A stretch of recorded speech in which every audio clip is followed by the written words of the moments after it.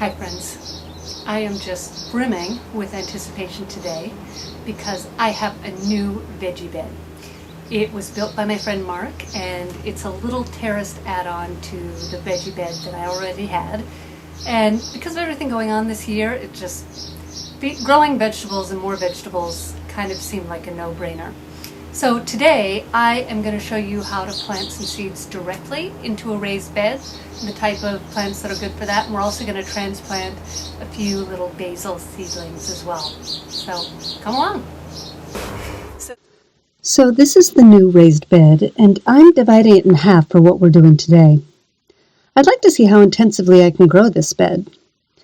Here I'm using my gloved fingers to divide it, and I'm making a big X in the lower half to try to make it into kind of a Renaissance kitchen garden with the different veggies and herbs growing in the triangles of the X. Here, in this little jar, I have a Tom Thumb Little Gem lettuce. It's a bib variety, and I'm sprinkling some in my hand, not too many, and I'm going to use a pencil dipped in water. I have an old outlet cover I grabbed, and that way I can pick up individual seeds and plant them sparingly. The idea here is that you don't want to plant too many seeds because you will end up having to thin way too many lettuce plants. You'll want to thin these anyway because each lettuce plant does need enough room to grow to about a softball size.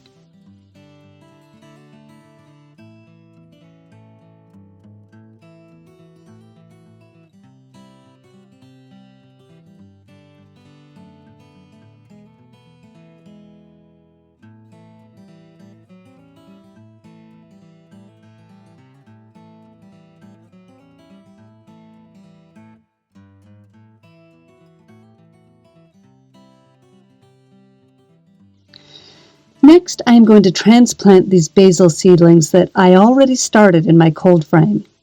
If you watched the zinnia episode, you know that they need to have at least their second set of leaves to be ready for transplanting, which all of these basil seedlings do, as you can see. Or not. Sorry, the close-up is a bit blurry. Here, I'm taking a butter knife and using it to help me carefully uproot the basil seedling from its seedling mix, and I'm holding it by its set of true leaves. If you take it by the stem, it could break. I'm also using my butter knife to make a little divot to plant it into. Then I carefully pat it in to give it good contact with the soil, but I don't want to press too much. Then I will find another good candidate with a good set of strong second leaves and do the process all over again.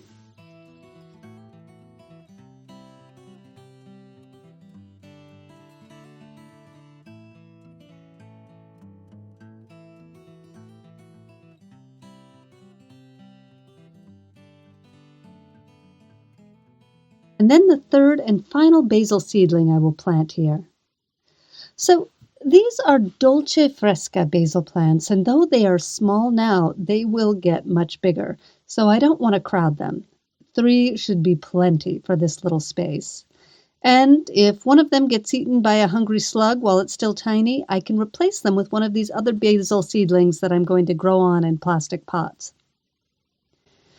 Now, for this triangle on the left side, I'm going to plant another variety of lettuce called Intred romaine, another really compact variety. And I'm going to do this one in a different way. I'm going to sprinkle just a scant amount of seeds right on top of the triangle.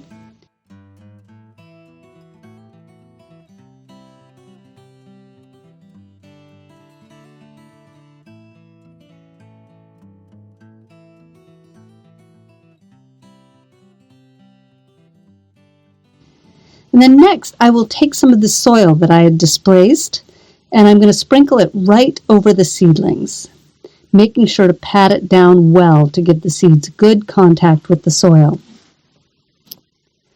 So now you've seen a couple different ways to directly plant seeds, and there's a third way as well.